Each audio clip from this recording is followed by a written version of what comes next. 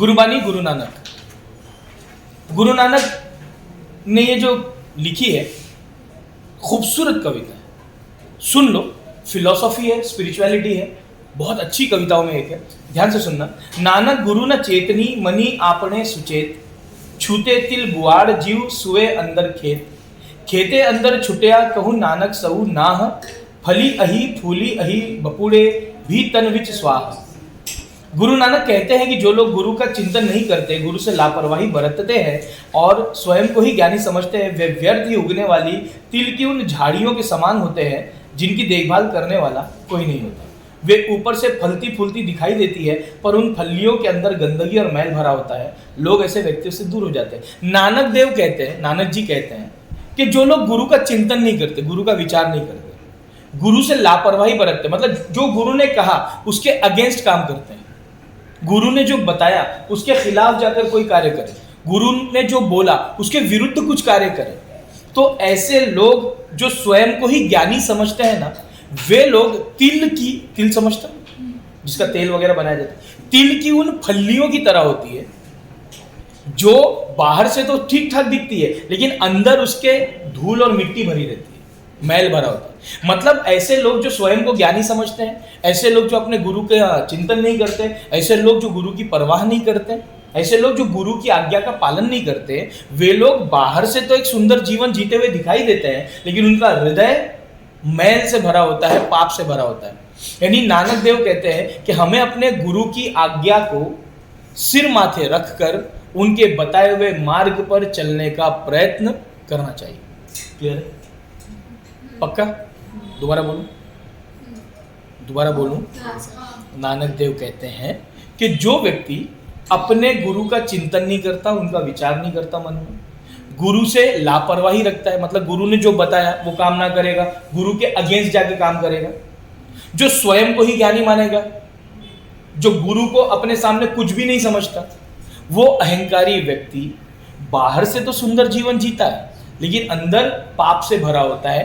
वैसे ही जैसे तिल की फलियां बाहर से तो दिखती है सही लेकिन भीतर मिट्टी और धूल भरी होती है। अब क्लियर? दोबारा बोलूं? पक्का ना? चल। जली मोह घसी मसी करी, मती कागद करी सारू, भाई कलम करी चितू लेखारी, गुरु पूछी लिखू बिचारी, लिखू नाम सालाह लिखू, लिखू अंत ना पारावार। गुरु नानक कहते हैं कि मोह को जलाकर और घिसकर स्याही बनाओ। मोह लगाओ, अट्रैक्शन, उसको घिसो और उसकी स्याही बनाओ। स्याही इंक।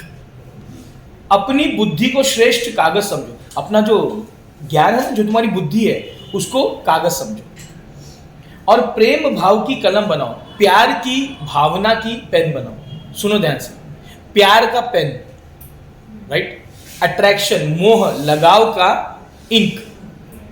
दोबारा बोल रहा हूं, प्रेम का पेन, अपनेपन की, लगाव की स्याही इंक, बुद्धि का कागज। क्लियर है? 3 चीजें याद है? प्यार का पेन बनाओ, कलम, है ना? बुद्धि का कागज बनाओ, है ना, पेपर। और जो मोह है, आपका लगाव, अट्रैक्शन है किसी चीज के प्रति, उसको घिस घिस के जला डालो और उसकी इंक बना लो। क्लियर? अच्छा, चित्त को लेखक समझो, मन को क्या समझोगे? राइटर, लिखने वाला। और गुरु से पूछकर नाम की स्तुति लिखो, और गुरु से पूछो और भगवान के नाम की प्रशंसा लिखो, स्तुति लिखो। साथ ही ये सच्चाई भी लिखो कि प्रभु का ना कोई आदि है और ना कोई अंत है। साथ में ये भी सच बात लिखो कि ना ईश्वर का आदि होता है, ना ईश्वर का कहीं अंत है। दोबारा समझो, नानक देव कहते हैं कि अपने मन को लेखक बनाओ, अपनी बुद्धि का कागज लो, बराबर, अपनी प्यार की भावना का पेन बनाओ, जो अपना लगाव है ना, अट्रैक्शन है, मोह है ना, उसको जला दो, उसको घिस के काले रंग की स्याही बनाओ और गुरु से पूछकर बार बार परमात्मा के नाम की स्तुति करो, परमात्मा के नाम की प्रशंसा में लिखो। और यह भी लिखो कि परमात्मा का ना तो आदि है ना अंत है, ना परमात्मा शुरू होता है ना खत्म होता है। परमात्मा अनंत है, उसका कोई अंत नहीं होता। परमात्मा अजन्मा है, उसका कभी जन्म और मृत्यु नहीं होता। क्लियर है? दोबारा बोलो। सेम ऐसी बात आपको पवित्र कुरान में मिलेगी। मैंने सभी धर्मों की पुस्तकें लगभग पढ़ी। पवित्र कुरान में पैगंबर साहब कहते हैं, सुनना बहुत सुंदर है, मैंने उसके बाद ना ये जो थॉट है उसको अपनी एक रोमांटिक कविता में यूज किया था, बताता हूँ बाद में।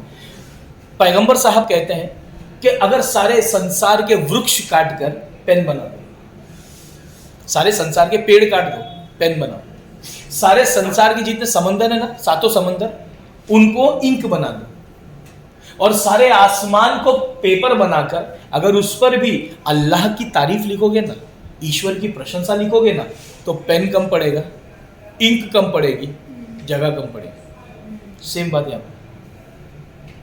अगर मैं ईश्वर के लिए कुछ प्रशंसा लिखने जाऊं, मैं लिख नहीं सकता हूं, संभव नहीं। क्या लिखोगे तुम? परमात्मा क्या है, क्या बोलोगे तुम? यह स्पिरिचुअल टॉपिक है। परमात्मा के बारे में क्या बोलोगे? क्या है परमात्मा? तुम बोलोगे सर जिसने हमको बनाया है, जो ये है, जो वो है। तुम सिर्फ शब्दों में उलझोगे। जहां शब्द समाप्त हो जाए, परमात्मा को तब समझ सकते हो। वरना सारी पुस्तकें उठा के पढ़ लो, परमात्मा की तारीफ लिखते हो तुम, जय हनुमान ज्ञान गुण सागर, भगवानों की तारीफ लिखते हो, अवतारों की तारीफ लिखते हो, देवताओं की तारीफ लिखते हो, वक्रतुंड महाकाय सूर्यकोटि समप्रभ, है ना, अल्लाहु अकबर, ईश्वर सबसे महान है, श्रेष्ठ है, लिखते हैं ना, अरबिक में, संस्कृत में, उर्दू में, हिंदी में, अंग्रेजी में लिखते हो ना। जहां लिखना खत्म हो जाए वहां परमात्मा की तारीफ होती है।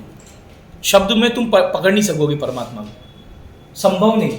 तो नानक देव क्या कहते हैं, जब तुम शब्दों में परमात्मा को नहीं पकड़ोगे ना, तो एक काम करो, अपने जो मोह है ना, आकर्षण, आपके जीवन के 5 दुख ध्यान से सुनो। पहला मोह, अट्रैक्शन, लगाव, यहीं से दुख शुरू होगा। दूसरा लोभ, लालच, स्वार्थ, ग्रीड। तीसरा अहंकार, ईगो, घमंड। चौथा क्रोध, गुस्सा, एंगर। पांचवा वासना, सेक्सुअलिटी। ये 5 तुम्हारे जीवन का दुख है। तुम्हारे जीवन में जितनी तकलीफ है, ये 5 चीजों की वजह से। गौर करना, वासना, सेक्सुअलिटी, सारे दुख यहीं से शुरू हो। जहां तुम सेक्सुअल हुए, बदनाम, समाज में नाम खराब, मन पापी, गंदा फील करोगे। दूसरा क्रोध, गुस्सा, जहां तुम गुस्से में आए, तुम्हारे सारे काम बिगड़े, रिश्ते खराब हुए। तीसरा अहंकार, घमंड, ईगो, एटीट्यूड, लोग दूर हो जाएंगे। चौथा लोभ, लालच, स्वार्थ, किसी की चीज चुरा ली, कहीं से कुछ उठा लिया। और पांचवा मोह, अट्रैक्शन, लगाव। ये 5 दुख है तुम्हारे जीवन में। इन 5 दुखों से अगर तुम पार करना चाहते हो, तो नानक देव क्या कहते हैं, सबसे पहले जहां तुम किसी के प्रति अट्रैक्ट हुए, वहीं से तुम्हारा दुख शुरू हो जाएगा। मान लो कोई सुंदर लड़की है, मैं उसकी तरफ अट्रैक्ट हो गया, कोई खूबसूरत लड़की, मैं उसकी तरफ अट्रैक्ट हो गया, और वहीं से मेरे जीवन में बेचैनी शुरू, इनसिक्योरिटी शुरू, पॉजिटिवनेस शुरू। मिलेगी कि नहीं मिलेगी, प्राप्त करूंगा कि नहीं करूंगा, चलो वो मेरी गर्लफ्रेंड बन जाए, मेरी पत्नी बन जाए, फाइन। अब मैं पॉजिटिव हो गया कि कहीं मुझसे दूर ना चली जाए, कहीं मुझे छोड़ ना दे, तो इनसिक्योर हो गया। अब इनसिक्योर हुआ तो क्या करूंगा, बांध के रखूंगा, लड़कों से बात नहीं करना, उधर नहीं जाना, ये कपड़े मत पहनो, वो कपड़े मत पहनो, ऐसे मत रहो, वैसे मत जियो, खत्म हो गई। तुम्हारी जिंदगी का दुख लोभ मोह से शुरू होता है। गौर करो, जहां तुम मोह में पड़े, ये मोह मोह के धागे, मेरी उंगलियों से जाल में फटे, अबे उंगलियों ने गले में फंदा बन जाते हैं। जीवन का दुख ये। नानक देव कहते हैं मोह को जलाओ, घिसो, उसकी इंक बनाओ, अपनी प्रेम की भावना को पेन बनाओ, अपनी बुद्धि के कागज पर अपने गुरु से पूछो, मन को लेखक समझकर प्रभु का नाम लिखो, और यह भी लिखो कि ना ईश्वर का अंत है, ना आदि है, ना शुरुआत होती है, ना खात्मा होता है, ना स्टार्ट होते हैं ईश्वर, ना फिनिश होता है। क्लियर है? दोबारा बोलो, पक्का? चलिए। मन रे अहिनिसी हरि गुण सारी, जिन खिनु पलू नामु न बिसरे, ते जन विरले संसारी। ज्योति ज्योति मिलाइए सुरति सुरति संजोगु, हिंसा हो में गातु गए नहीं सहसा सोगु। गुरुमुख जिसु हार मनी बसे तिसु मेले गुरु संजोग। गुरु नानक कहते कि हे मन, तू दिन रात भगवान के गुणों का स्मरण कर, जिन्हें एक क्षण एक पल के लिए भी भगवान का नाम नहीं भूलता। संसार में ऐसे लोग अनोखे ही होते हैं।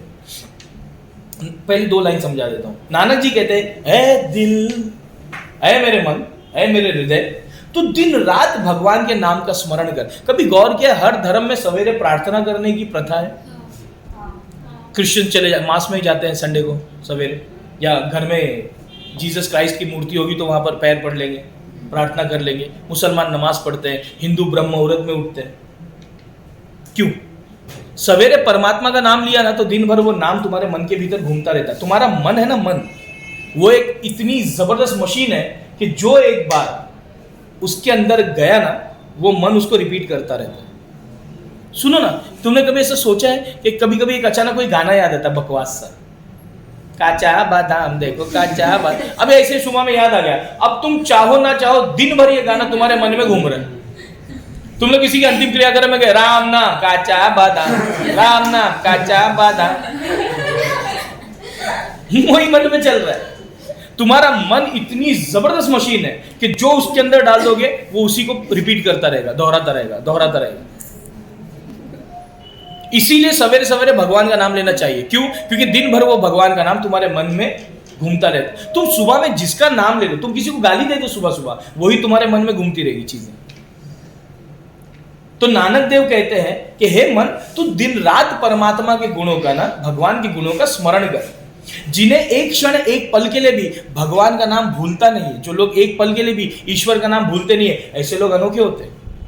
गुजराती समुदाय में मैं जानता हूं कुछ तो कोई तो कास्ट है जिसमें खाने का हर निवाला ईश्वर के नाम लेकर खाते हैं।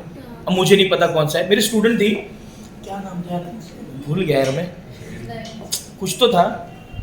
अरे यार बहुत पुरानी बात है, जब गुजराती मीडियम में मैं हिंदी मराठी पढ़ाता था तो उन लोग बच्चे लोग एक दिन खाना लेकर आ गए थे मेरे लिए, और मेरे साथ बैठ के उन्होंने क्लास में खाना खाया था लंच ब्रेक में। तो मुझे याद है वो भगवान का नाम लेके खा रहे थे। कुछ तो कास्ट थी उनकी, पता नहीं। तो मैं, मेरे को चर्बी ना, तो मैं बोला मैं भी भगवान का नाम लेगा।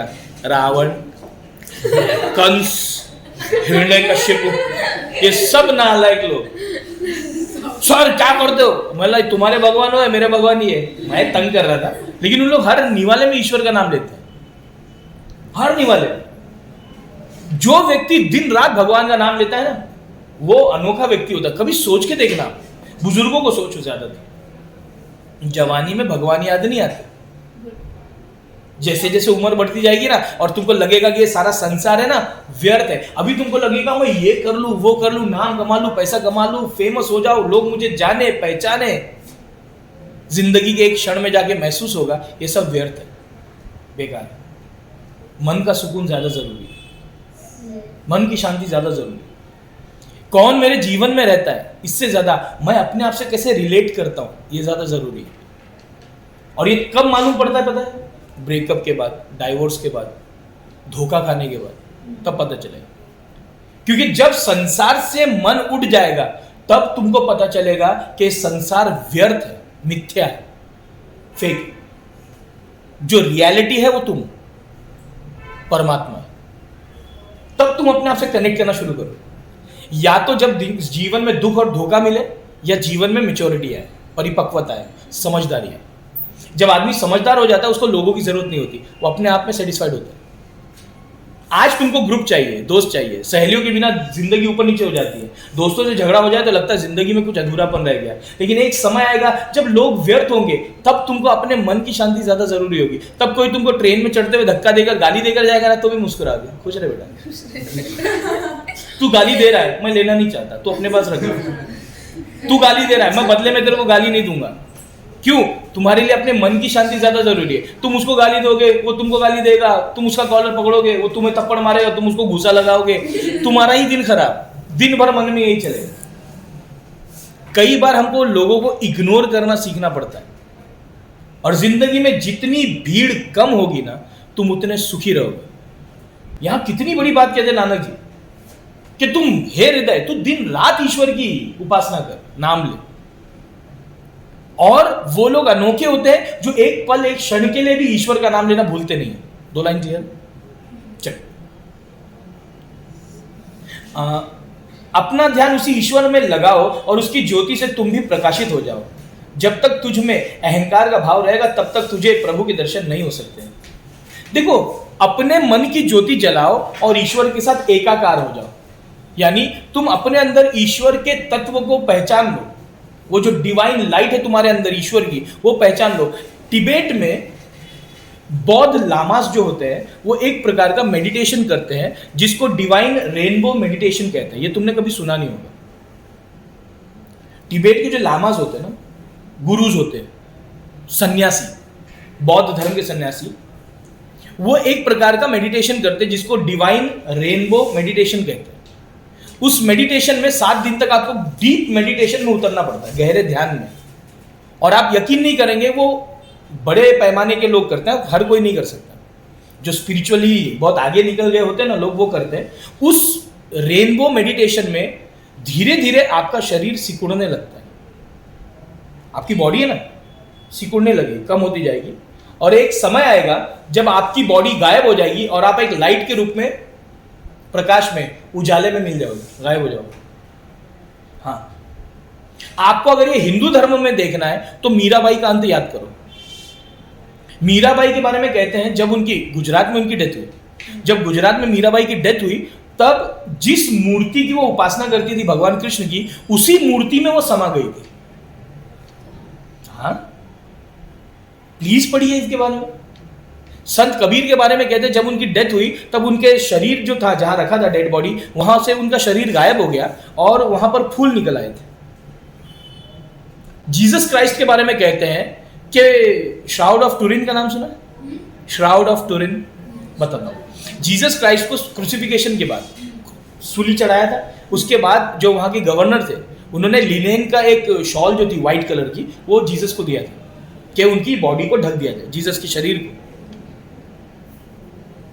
उस श्राउड ऑफ टूरिन पर जीसस की पूरी बॉडी का ना, उनके ब्लड वगैरह जो निकल रहा था पूरे शरीर से, उसका छापा आ गया था।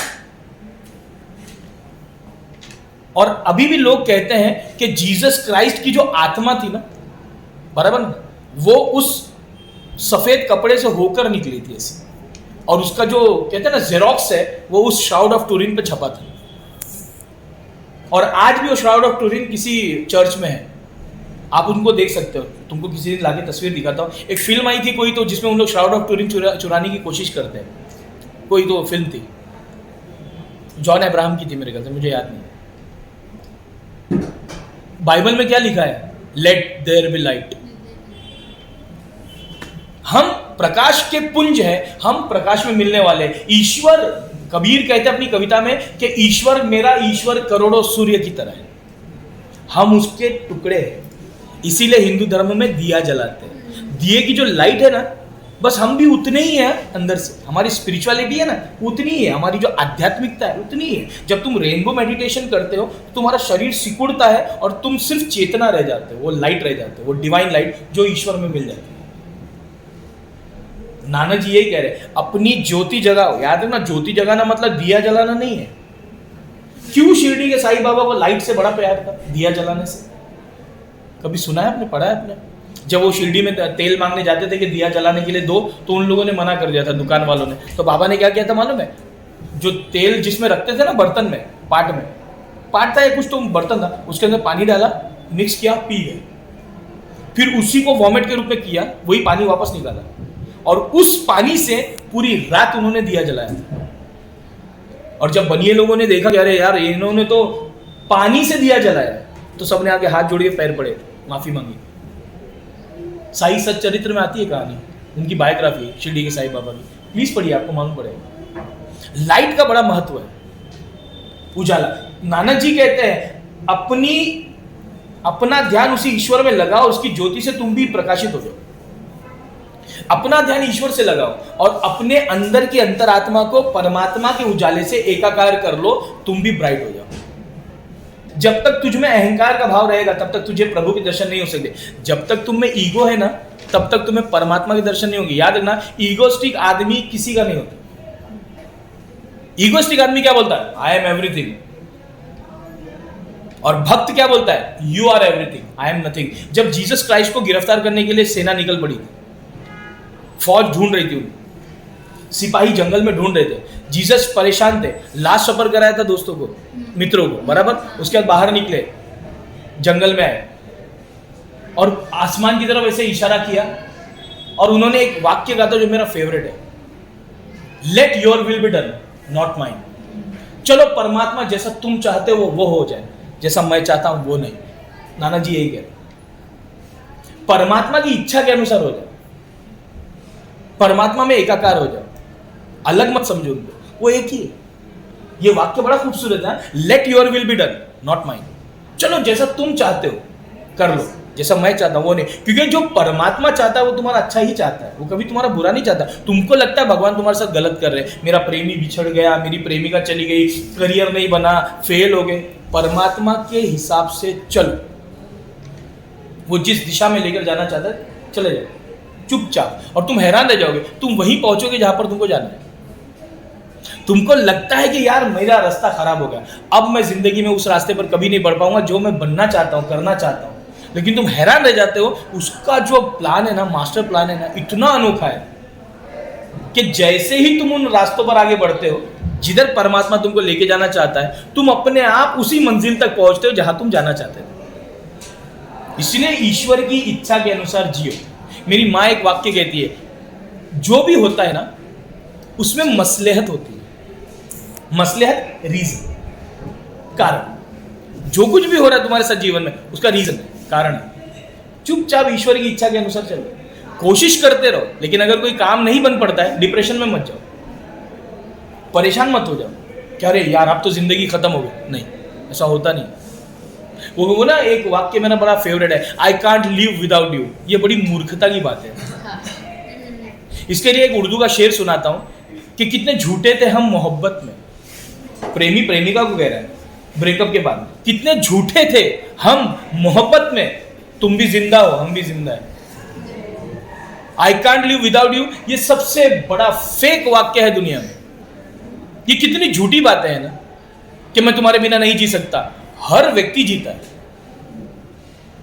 तुम्हारा ब्रेकअप हो गया, उसका विवाह हो गया, तुम्हारा विवाह हो गया, कई साल बाद तुम अपने बच्चे को शॉपिंग मॉल में ले गए, वो अपने बच्चों को घुमाने ले आई है, अचानक तुम देखते हो, अचानक वो देखती है, फिर ये मन में विचार आता है कितने झूठे थे हम मोहब्बत में, तुम भी जिंदा हो हम भी।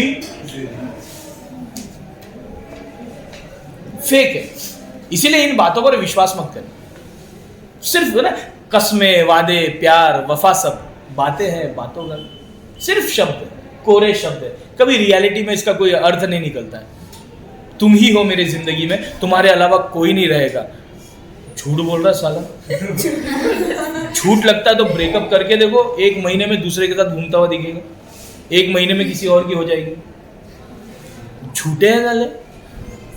प्यार मोहब्बत की पतंगे उड़ा रहे, तुम्हारी पेच कट रही है, तुम्हारी पतंगे डोल रही है, और फिर वो मांझा लपेट रहा है। ये जीवन का सत्य है। चलो, जब तक तुझ में अहंकार का भाव रहेगा, मनुष्य में अहंकार का भाव रहेगा ना, जिस व्यक्ति में अहंकार है वो व्यक्ति दूसरों से दूर हो जाता है। वो व्यक्ति किसी का सगा नहीं होता, उसको सिर्फ अपनी ही जिंदगी दिखाई देती है, उसको सिर्फ अपना ही जीवन दिखाई देता है, उसको सिर्फ वो ही दिखता है, मैं। जिस व्यक्ति में मैं की भावना है वो व्यक्ति परमात्मा से दूर हो जाता है, उसे प्रभु के दर्शन कभी नहीं हो सकते। जिसने अपने हृदय में भगवान के नाम की माला ली है, वापस से बोलो, जिसने अपने हृदय में भगवान के नाम की माला पहन ली है उसे ही प्रभु के दर्शन होते हैं। देखो ये समझो, जिसने अपने हृदय में, मन में भगवान के नाम की माला पहन ली है। सर माला तो गर्दन में पहनते ना, गले में, माला तो गले में पहनते ना, हृदय में कैसे पहनेंगे? मैंने अभी बताया मन की प्रक्रिया, एक शब्द अंदर जाता है, घूमते रहता है। एक शब्द लो, जो तुम्हारे धर्म में, जो तुम्हारे भगवान का नाम है, अल्लाह है, राम है, जीसस है, जो नाम लेना है ले लो। सुबह में बोलना शुरू करो, दिन भर वो नाम रिपीट होता है। जैसे फूलों की मालाएं बनती है ना, अलग अलग फूलों से एक धागे में माला पिरोई जाती है, उसी तरह तुम्हारे मन में ईश्वर के नाम की एक माला पूर्ण बनेगी। वही नाम चलता रहेगा, वही नाम। नानक जी कहते हैं, जिसने अपने हृदय में परमात्मा के नाम की माला पहन ली उसे ही प्रभु के दर्शन हो, उसको ही भगवान दिखेगा। हैरान हो जाओगे, हर धर्म में नाम जपने की परंपरा है। हिंदू माला कहते हैं, मुसलमान तस्बीह कहते हैं, क्रिश्चियन रोजरी पहनते, गले में माला लगी है ना। पंजाबी जपू जी होती है। मेरी एक स्टूडेंट है हरगुन, उसने बहुत साल पहले जब वो मेरे पास पढ़ती थी तब मुझे एक 9 मोतियों वाली ना मनके वाली अंगूठी दी थी, उसके अंदर नाम जप सकते थे आप, एक ओमकार सतनाम वाहे गुरु, है ना, नाम जप सकते। हर धर्म में नाम जपने की परंपरा क्यों? क्योंकि आप जिन भी धर्मों का पालन करते हो करो, ईश्वर तक पहुंचने का ये एक रास्ता भी है कि जिसने अपने मन में परमात्मा के नाम की माला जपी। गुजराती बुजुर्गों को देखना, एक चोपड़ी होती है बुक, उसके अंदर वो भगवान के नाम लिखते रहते दिन भर। नाम लिखने का मतलब क्या है? जब आप कुछ लिखते हो तो इसके 3 चीजें होती है, एक आप लिख रहे हो, दूसरा आप पढ़ रहे हो, तीसरा आप मन में उसको रिपीट कर रहे हो, तो नाम चलता रहेगा भगवान। नानक जी यही कह रहे हैं, जिसने अपने हृदय में भगवान के नाम की माला जप ली उसको परमात्मा के दर्शन हो जाते। क्लियर? तेरी गतिमति तू ही जाने, क्या को आखी वखाणे, तू आपे गुप्ता आपे प्रगटो, आपे सब रंग भाणे, साधक सिद्ध गुरु वहु चेले, खोजत फिर ही फरमाणे, समही बधु पाई इह भिक्षा, तेरे दर्शन कहू कुरवाणे, उसी की प्रभु खेल रचाया, गुरुमुख सो भी होई, नानक सब जुग आपे वर्ते, दूजा और न कोई। गुरु नानक कहते हैं कि हे प्रभु, अपनी शक्ति के सब रहस्यों को केवल तुम ही जानते हो और उसकी व्याख्या कोई दूसरा नहीं कर सकता। नानक जी कहते हैं, हे ईश्वर, आपके पास जो शक्ति है, आप जो हो वो सिर्फ आप ही जानते हो, उसको कोई व्याख्या नहीं कर सकता, उसको कोई बयान नहीं कर सकता। परमात्मा को कैसे बोलोगे? परमात्मा क्या है उसको कैसे एक्सप्लेन करोगे? क्या कहोगे? परमात्मा को जाना जा सकता है, परमात्मा को जिया जा सकता है, परमात्मा को बोला नहीं जा सकता। जहां आपने परमात्मा के लिए कुछ भी कहा वो शब्द सीमित है, वो शब्द कम पड़ जाएंगे, वो लिमिटेड है। तो नानक जी कहते हैं कि आपके नाम की व्याख्या कोई कर ही नहीं सकता है। तुम कितने भी शास्त्र, पुराण, पवित्र बाइबल पढ़ लीजिए, भगवत गीता उठा लीजिए, तुम कितनी भी पुरानी प्राचीन पुस्तकें पढ़ लो ईश्वर से संबंधित, ईश्वर को जानना मुश्किल नहीं है। ईश्वर को जानना हो सकता है, लेकिन ईश्वर को समझोगे कैसे, बोलोगे कैसे? जिसने ईश्वर को जाना है वही ईश्वर के बारे में बोल सकता है। लेकिन जब वो बोलते हैं ना तो भी उनके पास लिमिटेशन है शब्दों की। कहते हैं भगवान बुद्ध को जब ईश्वर का ज्ञान हुआ था वो चुप हो गए, 1.5 साल बोले ही नहीं थे। अरे क्या बोलेंगे, क्या है परमात्मा, क्या बोलेंगे? तो फिर उनके शिष्यों ने कहा कि भाई बोलिए। कहते हैं देवता धरती पर उतरे थे और उन्होंने भगवान बुद्ध से प्रार्थना की थी कि कुछ बोलो, आप बोलोगे तो हमें भी ईश्वर का रास्ता मिलेगा, हम भी ईश्वर के मार्ग तक चलेंगे, हमको भी ईश्वर का ज्ञान होगा, तो बोलना होगा भगवान बुद्ध को, उन्होंने कहा। और फिर जब भगवान बुद्ध ने बोला तो बोलते गए, लगातार बोला उन्होंने। समझो इसको, परमात्मा की व्याख्या कोई नहीं कर सकता। हम शब्द कितना भी यूज करें, इसीलिए जीसस कहते हैं तुम कौन हो मालूम है? सन ऑफ गॉड, मैं परमात्मा का बेटा हूं। क्या बोलेंगे, क्या है परमात्मा, क्या बताएंगे? हम सबके परम पिता है, एक्सप्लेन कैसे करोगे? तो जीसस क्राइस्ट कहते हैं परमात्मा का ना स्वर्ग है ना प्रभु का राज्य है। तुम सब शीप हो, मैं शेफर्ड हूं, आओ मैं तुम्हें परमात्मा के राज्य में ले चलूं। कौन सा राज्य परमात्मा का, कैसे एक्सप्लेन करेंगे? उनके पास भी तो लिमिटेशन है ना। जहां मनुष्य को ईश्वर का ज्ञान हो गया उसके पास शब्दों की लिमिटेशन है। कोई शब्द परमात्मा को पकड़ ही नहीं सकता, कोई शब्द ऐसा बना ही नहीं है जो ईश्वर को एक्सप्लेन कर सके। तो हम एग्जाम्पल यूज करते हैं, अलग अलग उदाहरण यूज करते हैं ताकि हम परमात्मा के बारे में कुछ तो बता सके, नहीं तो बोलना मुश्किल हो जाएगा, कहना असंभव हो जाएगा। तो गुरु नानक कहते हैं कि परमात्मा की शक्ति को वही जानते हैं और परमात्मा को कोई भी उसकी व्याख्या नहीं कर सकता। तुम ही प्रकट तथा अप्रकट हो तथा तुम्हारे रंग अनेक है। परमात्मा ही विजिबल और इनविजिबल है। किसी भी रूप में ईश्वर तुम्हारे सामने प्रकट हो सकते भाई, कुछ नहीं बोल सकते। परमात्मा के रंग अनेक है, अलग अलग रूप है परमात्मा के, कैसे कैच करोगे? हिंदू साकार को मानते हैं इसलिए मूर्ति की पूजा करते हैं, मुसलमान निराकार को मानते हैं कि परमात्मा को कोई आकार नहीं है इसलिए मस्जिदों में मूर्तियां नहीं होती, वो मूर्ति पूजा नहीं करते। लेकिन है तो वही ईश्वर ना, आकार में भी वही है, निराकार में भी वही है, शेप में भी वही है, शेपलेस भी वही है कि जिसका कोई आकार ही नहीं है, या अगर आकार भी है तो आड़ा तिरछा आकार है, उसमें भी तो परमात्मा है। तो गली रास्ते में पड़े हुए पत्थर में भी ईश्वर है और मंदिरों में रखे शिवलिंग में भी ईश्वर है। परमात्मा के रूप अलग, परमात्मा के रंग अलग, वो विजिबल भी है, वो इनविजिबल भी है। क्लियर? पक्का? आगे। अनेक भक्त, सिद्ध, गुरु और शिष्य तुम्हें ढूंढते हैं, परंतु जिन्होंने तुम्हारे नाम स्मरण किए उन्हें ही प्रसाद में तुम्हारे दर्शन की प्राप्ति होती है। जरा समझो, अनेक सिद्ध, संत, महात्मा, सन्यासी, साधु ईश्वर को ढूंढते हैं, लेकिन नानक जी कहते हैं जिसने परमात्मा के नाम स्मरण किए ना, मन के अंदर परमात्मा का नाम लिया है, वही व्यक्ति को परमात्मा के दर्शन होते हैं। कभी गौर किया है, जब भी आप गुरुद्वारे जाते हो, वहां पर ये जो गुरुमुखी है, गुरुवाणी है ना, जहां पर जब आप कभी गुरुद्वारे जाते हो वहां पर गुरुवाणी है ना, उनको गाकर पढ़ा जाता है। कभी गौर करो, कहते हैं नानक देव परमात्मा को गीतों में पुकारा करते थे, गाकर ईश्वर को आवाज देते थे, और वो परंपरा अब तक चलती आ रही है। नानक देव कहते हैं जिसने अपने मन में परमात्मा के नाम का ना उच्चारण करते रहे, उसी को ईश्वर की प्राप्ति होती है, उसी को ईश्वर रूपी प्रसाद प्राप्त होता है। तुम्हारे संसार के खेल को कोई गुरुमुखी समझ सकता है, हाँ, इसको समझ लो। परमात्मा के जीवन के खेल को, परमात्मा के संसार के खेल को वही समझ सकता है जो गुरुमुख है। सर, गुरुमुख मतलब जिसका मुख गुरु की तरफ है, जो गुरु के मुख की तरफ देखता हूं, जो गुरु के बताए हुए रास्ते पर चलता हूं, जो गुरु के बताए हुए तरीके से जीवन जीता हूं। याद रखना, जीसस क्या कहते हैं, तुम शीप हो, मैं शेफर्ड हूं, आओ तुम्हें परमात्मा के राज्य में ले चलता हूं। इसका मतलब क्या हुआ मालूम है, कि तुमको जीसस के बताए हुए रास्ते पे चलना पड़ेगा। तो जीसस कौन हुए? गुरु। सिंपल है, जीसस तुम्हारे गुरु हुए। मुसलमानों के गुरु पैगंबर मोहम्मद साहब, जैनियों के गुरु महावीर स्वामी, बुद्ध को मानने वालों के गुरु भगवान बुद्ध है।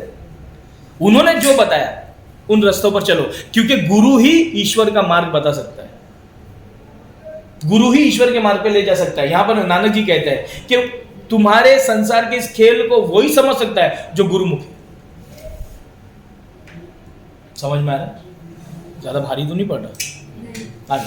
हे प्रभु, अपने इस संसार में युग युग से तुम ही विराजमान रहते हो, कोई दूसरा नहीं। हे ईश्वर, इस सारे संसार में सिर्फ तुम ही विराजमान रहते हो, कोई दूसरा नहीं। जब ये संसार नहीं था तब भी परमात्मा थे, जब ये संसार नहीं रहेगा तब भी परमात्मा रहेंगे।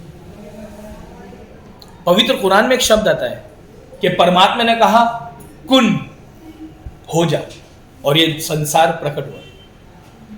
ऋग्वेद में कहते हैं परमात्मा के हृदय में ये भाव जगा कि मैं एक से दो हो जाऊं, तो परमात्मा ने इस ब्रह्मांड की रचना की।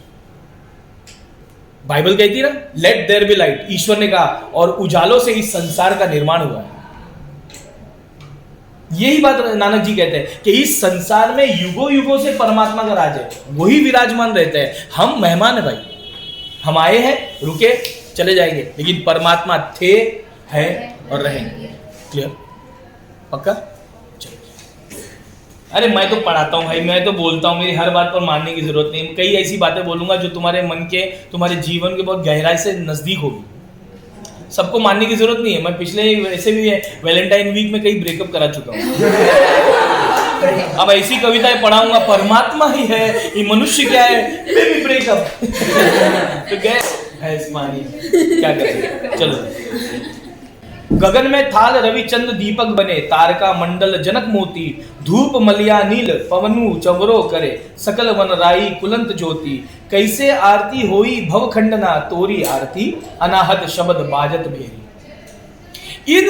इस स्टैंजा में नानक देव ने परमात्मा की आरती करने के बारे में बात की है कि मनुष्य की आरती कैसी होती है, जो भगवान की आरती उतारते हैं, और परमात्मा की आरती उतारने के लिए प्रकृति ने, निसर्ग ने, नेचर ने क्या व्यवस्था की है, उसको नानक देव यहां पर कहते हैं। मैं पढ़ना शुरू कर रहा हूं। गुरु नानक कहते हैं कि आकाश के थाल में सूर्य चंद्र दीपक जल रहे हैं। जरा समझो, एक थाली में आप दिया रखते हो आरती के समय, तो परमात्मा के आरती की जो थाली है बराबर, वो आसमान है, आकाश है, बराबर। आकाश है परमात्मा की आरती की थाली, उसमें रवि और चंद्र, सूरज और चांद दिए की तरह रखे हुए, याद रहेगा। दोबारा बोलूं, आकाश थाली है, चांद और सूरज वो दीपक, याद रहेगा। आगे, हजारों तारा मंडल मोती बने, और हजारों जो तारे हैं ना, स्टार्स है ना, वो उस थाल में मोती के रूप में। क्लियर? पक्का ना? आगे, मलय पर्वत की सुगंधित हवा वाला धूप महक रहा है। हम लोग आरती की थाली में धूप रखते हैं, बराबर, धूप जलता है ना, वो सुगंध फैलती है। उसी तरह जो मलय पर्वत है, साउथ में एक पर्वत है मलय, वहां से सुगंधित हवा चलती है और वहां पर चंदन के वृक्ष है, सैंडलवुड। मलय पर्वत एकमात्र ऐसा पर्वत है जिसमें ठंडी हवा साउथ से नॉर्थ की तरफ चलती है, वरना नॉर्मली अगर आप देखें तो हिमालय पर्वत नॉर्थ है, वहां से ठंडी हवा साउथ में आती है। क्लियर हुआ? तो मलय पर्वत से सुगंधित हवा फैलती है, मतलब मलय पर्वत धूप का काम कर रहा है। याद रहेगा? पक्का ना? आकाश थाली है, चांद और सूरज दिए हैं, स्टार्स हैं, मोती हैं। धूप का काम मलय पर्वत कर रहा है, सुगंध फैलाने का। अच्छा, हवा चंवर करी, चंवर समझते? आपने देखा होगा, कभी गुरुद्वारे गए होंगे तो वो एक ऐसा झालर जैसी होती है, एक पंखा होता है और उसके ऐसे झलते रहते हैं। छत्रपति शिवाजी महाराज के उधर देखा होगा आपने, इस तरह से फिल्मों वगैरह में हवा करने वाले लोग। तो यहाँ नानक देव कहते हैं कि जो हवा है ना, जो हवा है वो पंखा कर रही है, चौवर कर रही है। क्लियर हुआ? पक्का? उसके बाद जंगल की सभी वनस्पतियां फूल चढ़ा रही है। हम लोग भगवान को फूल चढ़ाते हैं, तो जंगल की सारी वनस्पतियां हैं, पौधे, फूल, कंद, मूल, पेड़, वो सारे के सारे परमात्मा पर फूल चढ़ा रहे हैं। हृदय में अनहद नाद का वाद्य नगाड़ा बज रहा है। अनहद का मतलब होता है, अब स्पिरिचुअली लेके जाना पड़ेगा, मैं तुमको पहले से आगे से बताता हूं। जंगल की सभी वनस्पतियां फूल चढ़ा रही है, जंगल के सभी पौधे परमात्मा पर फूलों की वर्षा कर रहे हैं।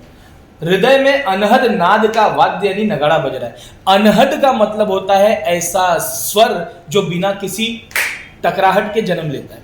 दुनिया में जितने इंस्ट्रूमेंट है, जितना साउंड है, वो टकराने से पैदा होता है। उंगलियां टकराई है ना, टकराया उंगलियों को आपने चीजों से, साउंड आया।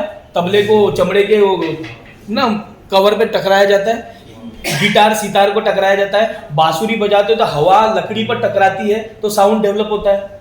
दुनिया का हर साउंड टकराने से पैदा होता है। सिर्फ एक साउंड है जो बिना टकराहट के पैदा होता है, उसको कहते हैं अनहद। और अनहद को ही ओम कहा गया है। अनहद को ही ओम कहा गया है। ऋग्वेद में लिखा हुआ है कि परमात्मा ने ओम शब्द से सारे ब्रह्मांड की रचना की। यह बिना टकराहट के जन्म लेता है। और ओम शब्द एकमात्र ऐसा शब्द है जिसको बोलने से एनर्जी अंदर से बाहर नहीं जाती है, बाहर से अंदर आती है। ओ, थकोगे नहीं आप बोलकर।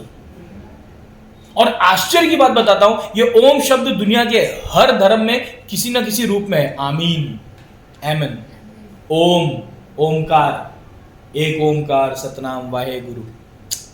सुना तो ये ओम शब्द, इसको अनहद का नाद कहते हैं। इसको और अगर डेप्थ में ले जाऊं तो जब तुम स्पिरिचुअली आगे बढ़ते रहते हो, ईश्वर के रास्ते पर और आगे बढ़ते हो, तो जब आप एनलाइटन होने के रास्ते पर पहुंचते हो, तब तुमको एक साउंड सुनाई देता है।